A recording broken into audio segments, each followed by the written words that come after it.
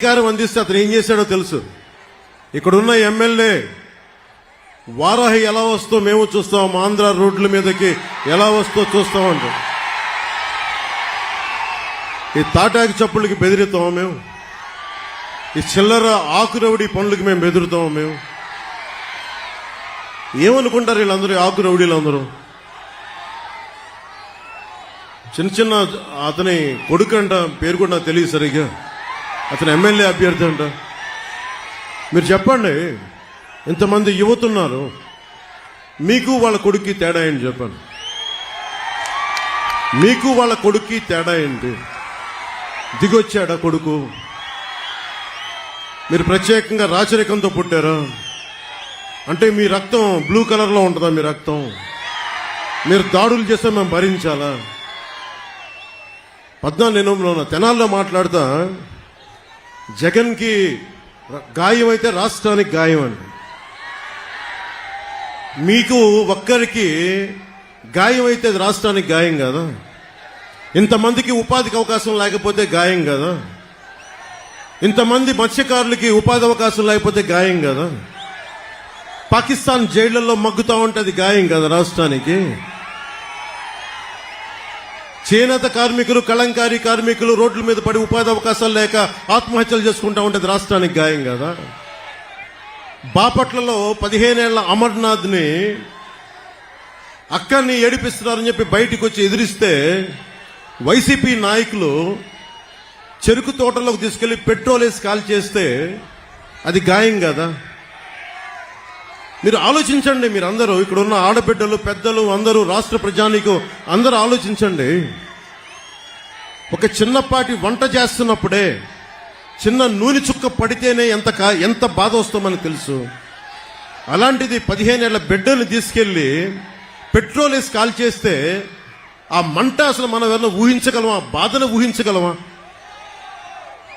అలాంటి అది వదిలేసి ఇతని తలకి అతను కొట్టుకున్నాడో, ఎవరు ఇసిరారో అతనే, అదంతా మనకు మాయ ఎలా జరిగిందో తెలియదు. గోల గొడవ. మాకు ఇతనికి పనే? మాకు ఇతని మీద మాకు కూర్చోబెట్టి దాడులు చేయడానికి మాకేం పని లేదా? మాకు వేరే పనులు లేవా మాకు? అయినా మీలాగా క్రిమినల్స్ మేము.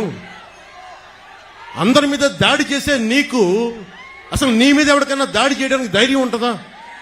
నువ్వు బతకనిస్తావా? నువ్వు సొంత బాబాయిన గొడ్డలతో అడ్డంగా నరికి చంపేశావు. నువ్వు ఆ నరికి చంపించిన వ్యక్తులు నువ్వు వెనకేసుకొస్తావు. ఇలాంటి వ్యక్తి అంటే కూర్చోబెట్టి కేంద్రం మెడలు ఉంచుతాడంట. కేంద్రం మెడల్ అంటే ఎవరు? నరేంద్ర మోడీ గారు.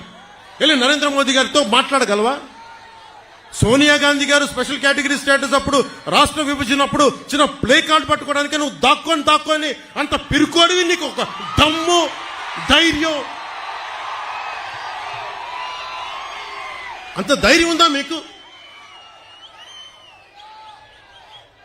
నేను మీకు ఒకటే చెప్తాను, మీరు ఆలోచించాలి మీ భవిష్యత్తుకి. దశాబ్దం నుంచి రోడ్ల మీద తిరుగుతా ఉన్నా.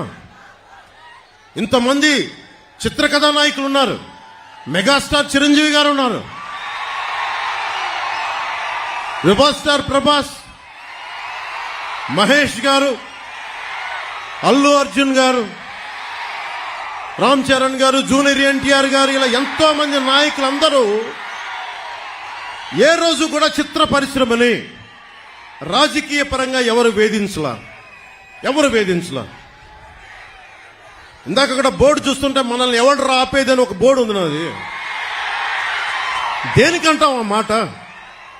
అంటే ప్రజాస్వామ్యాలు మాకు హక్కు లేదా? ఇక్కడున్న ఎమ్మెల్యేకి ఈ మాటలు కూడా మంచి రావట్లేదు, కొంచెం కోపాన్ని ఉంచుకున్నాం. ఇలాంటి ఆకురౌడీలకు మేము భయపడతామా? వారాహి ఎలా వస్తో ఆంధ్ర రోడ్ల మీద మీరు తిరుగుతాం, మేము చూస్తామా? బెదిరిస్తారా మమ్మల్ని? మేము సుభాష్ చంద్రబోస్ స్ఫూర్తిని నింపుకున్న వాళ్ళం గుండెల్లో. ఇలాంటి ఆకురౌడీల్ని చిటికినేలతో పక్కన పెడతాం, గుర్తుపెట్టుకోండి. నా సైన్యంతో మేము రోడ్ల మీదకి వస్తే మమ్మల్ని ఎదుర్కొని మీరు భరించగలరా? మీరు తట్టుకోగలవా మా శక్తిని? యువత శక్తిని తట్టుకోగలవా నువ్వు? 10 మంది ఆకురౌడీలు వేసుకొని కూర్చోబెట్టి యువతనందరినీ బెదిరిస్తే మీకు ఒకటే చెప్తున్నాను, మీరు దయచేసి భయపడకండి. మీరు ధైర్యంగా లేకపోతే అక్కడ కూర్చోబెట్టినాక జై భీమ్ అని మీరు అంబేద్కర్ గారి గురించి చెప్తా ఉన్నారు.